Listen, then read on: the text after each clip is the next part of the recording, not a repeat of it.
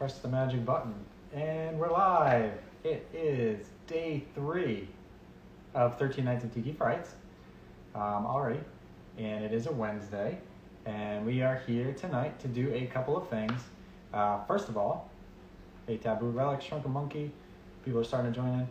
First of all, we are here to give away another mug, which so far is our most popular mug in terms of entries.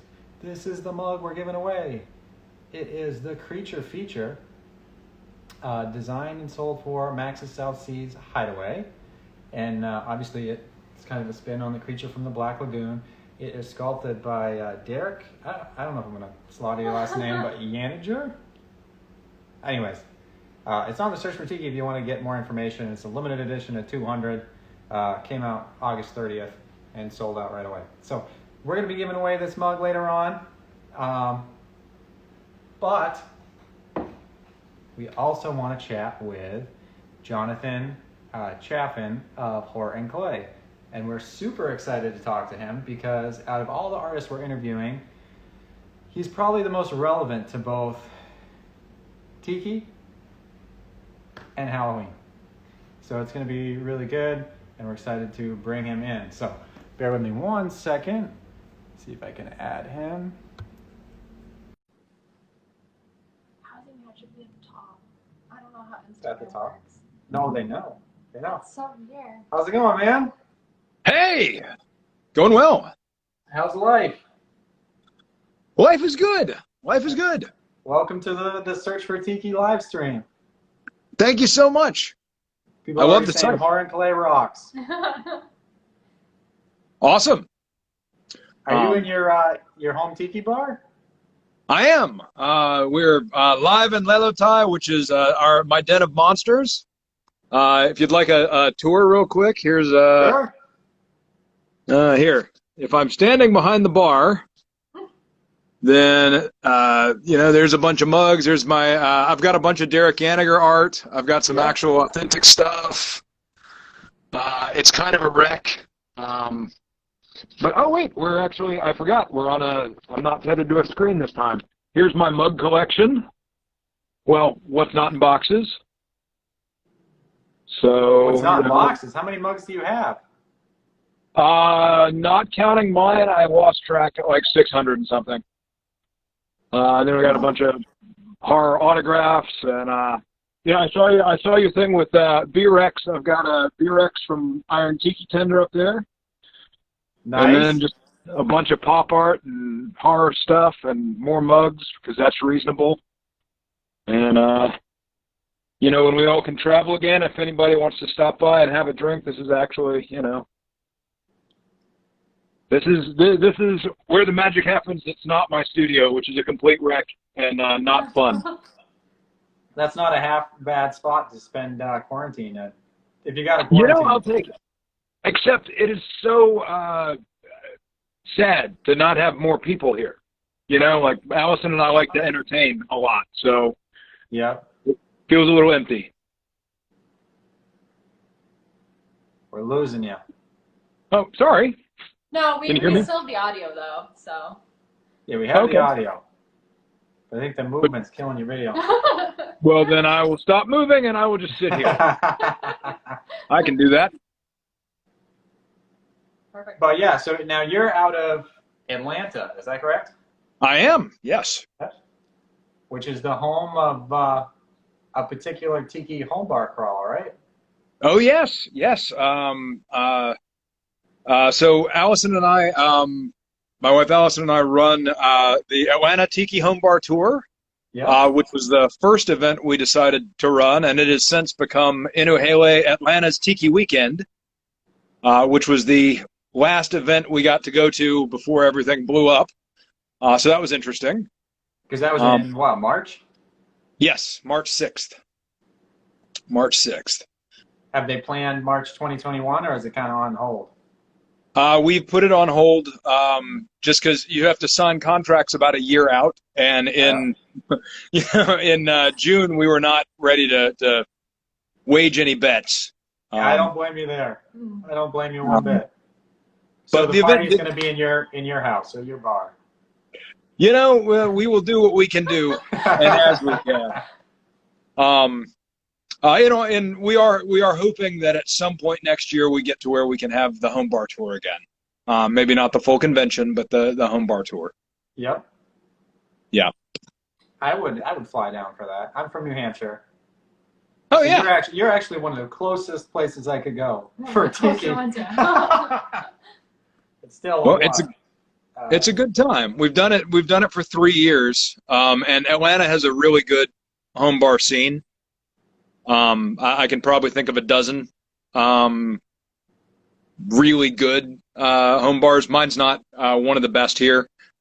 I can think of several that are much better, not just a little better. But no, hey. So, like I said, when we can travel, come on down. Where people are very hospitable.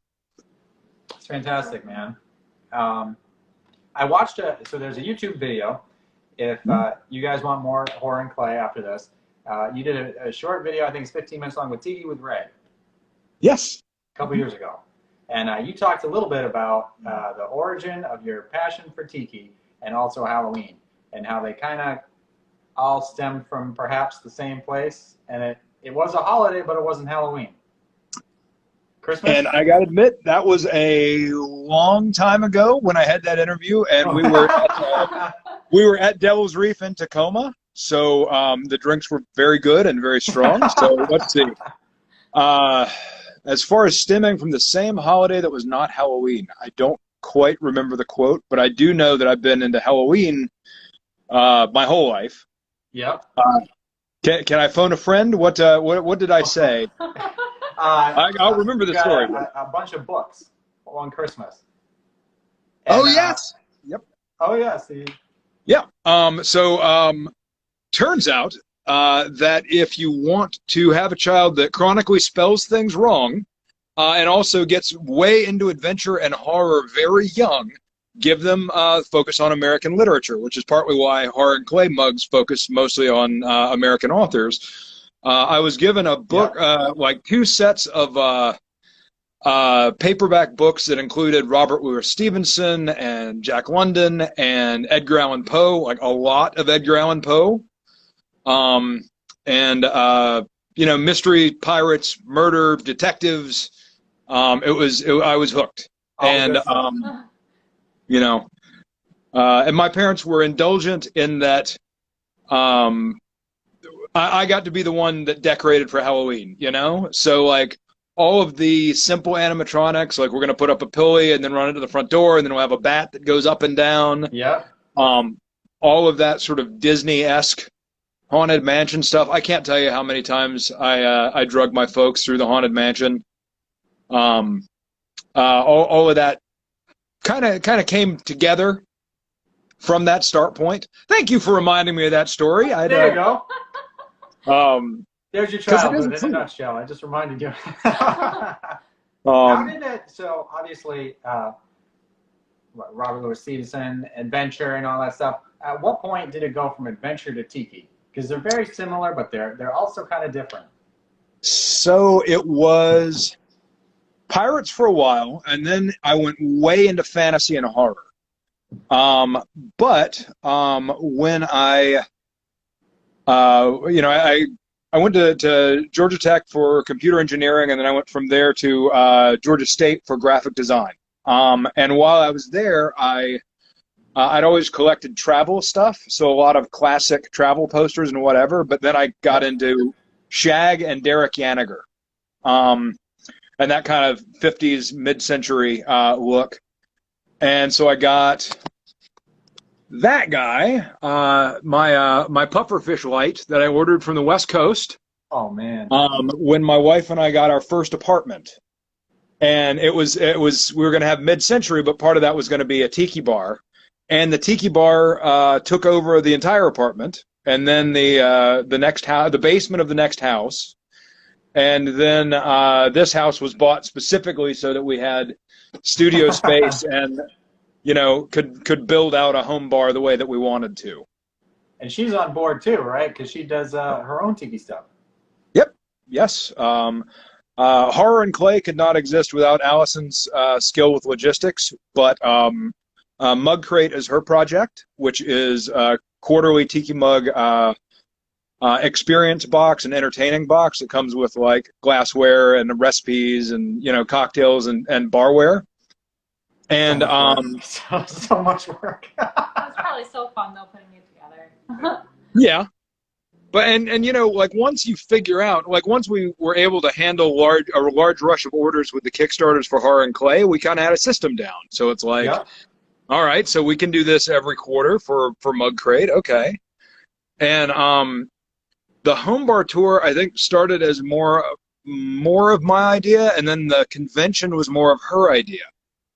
And we just went all, we always joke that you should never give compulsive elaborators a budget. And we got married, and we have been doing that ever since. Like, I don't think anybody would argue with that. No. And you're kind of one of the first to kind of merge. It's pretty common now. I mean, obviously, we're doing 13 Nights of Tiki Frights, and there are enough people for us to interview doing a combination of Halloween and Tiki to make this possible. But you were one of the first people to kind of mesh those things together, no? I mean, it's a huge ego boost to hear you say that. I love to hear that. I don't know. In all candor, I don't think I can agree with that, just because I feel like I'm ignoring a bunch of people that I know about if I agree to that. But I certainly appreciate it, and I do love it, and that's all I do, as opposed to a lot of other people that have like a mug here or a couple mugs there, or, and since I started doing it, there are people like the Black Lagoon Room. Like, I love their stuff, and it's almost all like horror and tiki. Yep, they'll be on. They'll be on later. Yeah, I'm looking forward to it. Another week.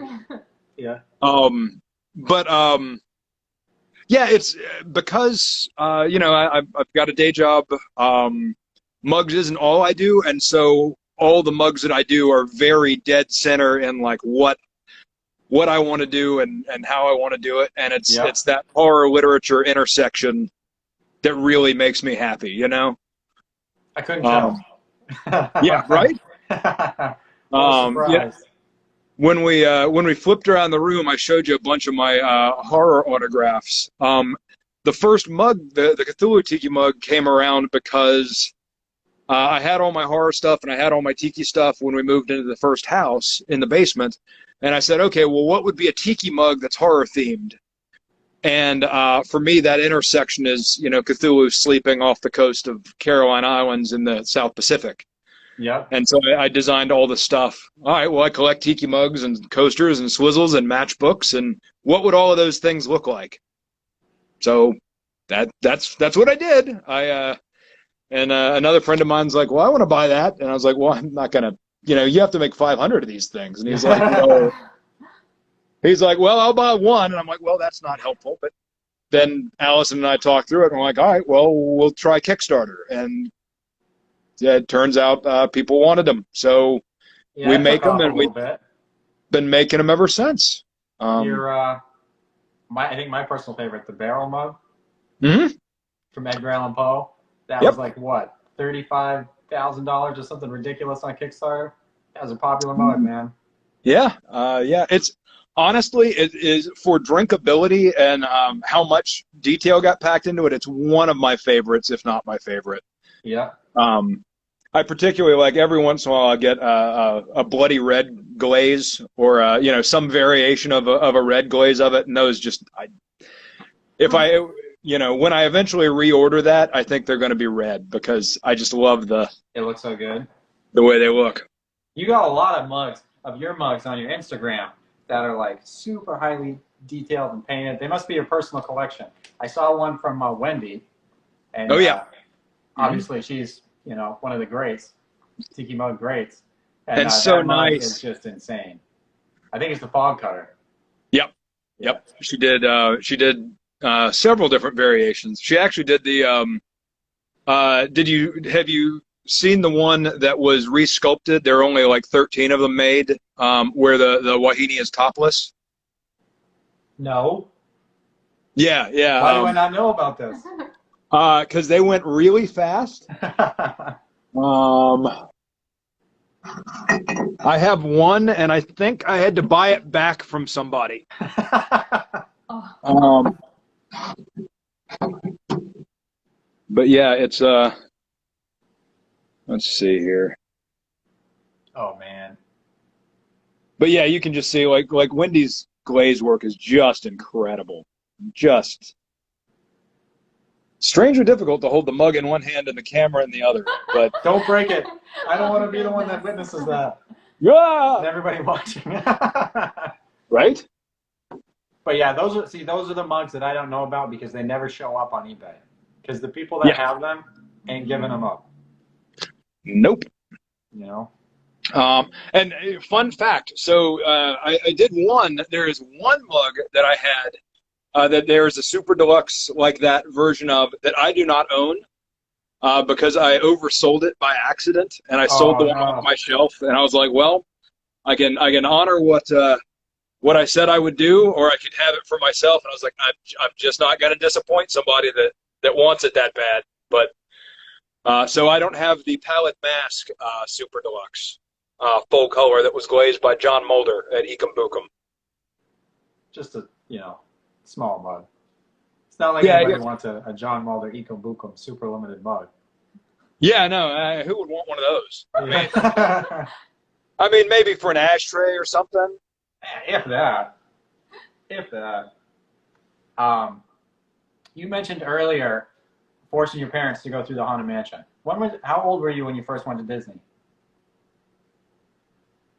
I don't know. I know I've got a sister that's 2 years younger. I know she would have been with me, and I know from having a daughter that you don't want to take kids below a certain age to Disney. So I would guess like what's optimal Disney? Maybe she was 4 or 5, so I was maybe 6 or 7, maybe. I don't know. I'll have to ask them. I don't from the beginning. But yeah, certainly far enough back that I remember it as a very small child, and back when Pooh Bear was the best, and Captain Hook. And it sounds like that's kind of transferred on down the lineage because you have new zombie glasses available, right? I do. Catson, and they're based off you got 2 Tiki Bar cats. Mm-hmm. Mm-hmm. And one of them is named Figment. Yes.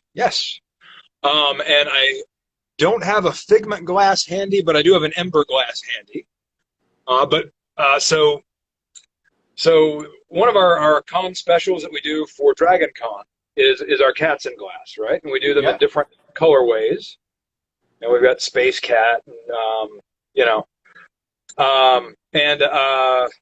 so this one is Ember, so it's red and orange. And I've also done it in purple and yellow for Figment the Dragon from, the Imaginarium. After my daughter's first trip to Epcot, or Imagination Station, I forget. But anyway, so we've got Ember and Figment glasses right now. There you go. It's all Disney. All Disney. So I was looking through your Instagram. You posted, this is a while ago, but a photo of Crimson Peak, and you're like, go see it. So I assume you're a Del Toro fan. I am very much a Del Toro fan. It's kind of hard not to be. Yeah, Are you especially as bummed as I am about the Hatbox Ghost movie? Yes. Kind of getting side tabled. Not to bring everybody down, but well, there will be other excellent things, I'm going to hold out hope. Well, that it could still come. It could still exist. I understand, and I do. Me too. But lately I've been I've been getting a Del Toro feel off of the Lovecraft Country lately. On the new show? Yeah, the new show. We haven't started it, so don't spoil it for us. No spoilers, except you'll enjoy it. In our day. I'm going to admit, I was kind of scared to come on tonight and to talk with you. Oh, yeah? Because I know very little about H.P. Lovecraft. Oh, Edgar okay. Allan Poe all day, you know, Vincent Van Price, all of those greats. But for whatever reason, H.P. Lovecraft is like, I just never have entered that field. Sure. I was like, oh man, I know it's going to come up in this interview, in this conversation, and I have no idea. How would you explain Cthulhu to someone that knows nothing? Um, Lovecraft was more than anything else terrified of the other, whether it was unexplored countries or like other Yep. people or he was just a bag of neuroses, right? And Cthulhu and the rest of the elder gods were more than anything else just the unknowable impulses around and cosmic entities and all the things that you could be afraid of and that should be terrifying. Um, Authors sense him. And the other thing about Lovecraft, and the reason he's been so enduring, is he was a prolific letter writer, and he was very much about letting other people play in his space, right? So it'd be like, everybody putting together collaborative art worlds all the time, and we decide like, okay, there's a world that is mid-century, and this creature is always going to be this creature, whether it's Derek drawing it or me drawing it or B-Rex drawing it or whoever. And we're just going to create a shared world. And when you do that, it just snowballs. Yep. Um, so Kind of cool. It's like the internet, long before the internet existed. yeah, hey, letter writer, the internet at its heart is prolific letter writers bouncing their ideas off each other. Whether it be memes that you pass back and forth or stories or I don't know, whatever. If I was recommending to you, since you say you haven't experienced much ask, where does Lovecraft, he start? I would say like Lovecraft's short works are deeply evocative. I highly recommend reading Call of Cthulhu because you have to. Shadow over Innsmouth and At the Mountains of Madness. Those are the three longer ones. Yep. And then short ones, things like Pickman's Model and The Thing on the Doorstep and The Wild Music of Eric Zahn is my favorite. Okay. And Pickman's Model, which is why the first mug was set in a fake location called Pickman's Cove, because Pickman's Model is spectacular to me. But I've got that art influence anyway, so. Yeah, Lovecraft is great. A lot of his followers, people that he corresponded with, and people like for modern Lovecraft stuff, Brian Lumley is a British author, and he does just spectacular things that feel like Lovecraft, except in a modern setting. Okay. And then there are just tons of anthologies of people writing in that style because it's easy to write like. You've got like comedy Lovecraft. Oh no, the good stuff. We're losing him. Oh darn it. All right, guys. I mean that list will probably take you a good month and a half, maybe longer. I bet you guys didn't know you were gonna have your homework. 13 Nights of Tiki Frights. We'll be checking in tomorrow, making sure everybody's read their stuff, Wait a second. and hopefully we get Jonathan back in here. Boo, Tiki Tacoma. I agree. Boo. Oh no, we Oh lost no, him. he left. Darn it. That's okay. What should we do? Should we show off the smug? show it off? Ooh. Check out that bad boy. We're going to be giving this away shortly. Hopefully, Horan Clay can pop back in here. A creature feature tiki mug. And do you invite him again? yeah, I think I do. Yep. We should probably do that. Do any of you guys have questions for Horan Clay? While we're waiting for him to pop back in. If you do, let us know.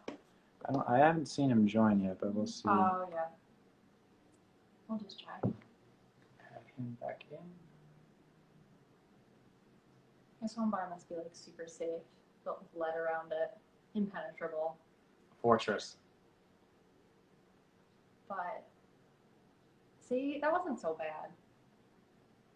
People who know about, No, the H.P. Lovecraft. Lovecraft. Sometimes it's scary when they throw facts at you. You're like, I don't know, I haven't read it. I don't know. I don't know. Oh, I might Still be says we're struggling. waiting. We'll say it's waiting. While we're waiting, we're gonna look up who the winner of this mug is. We'll get it prepared. We'll get it squared away. So the number of entries for Wow. the Creature Feature Tiki mug is 752. So your chance of winning if you entered is 1 in 752.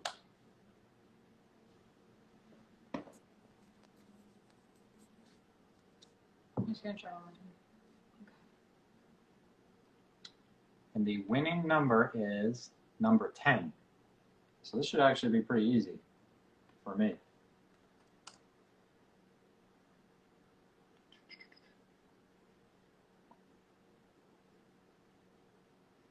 The anticipation probably sucks.